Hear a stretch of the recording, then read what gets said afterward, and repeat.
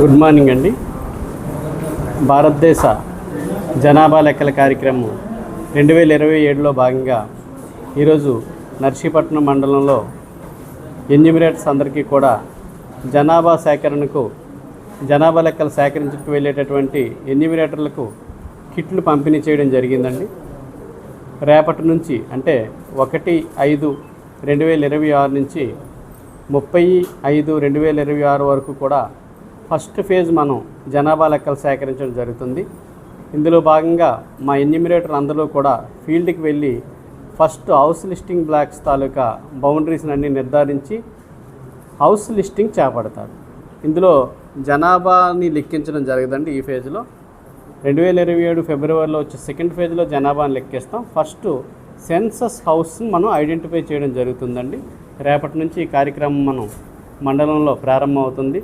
ప్రజలందరూ కూడా మీ ఇళ్ళ వద్దకు వచ్చేటటువంటి ఎన్యూమరేటర్స్ అందరికీ కూడా సహకరించి మీ యొక్క వివరాలు నమోదు చేయాల్సిందిగా కోరడమైందండి.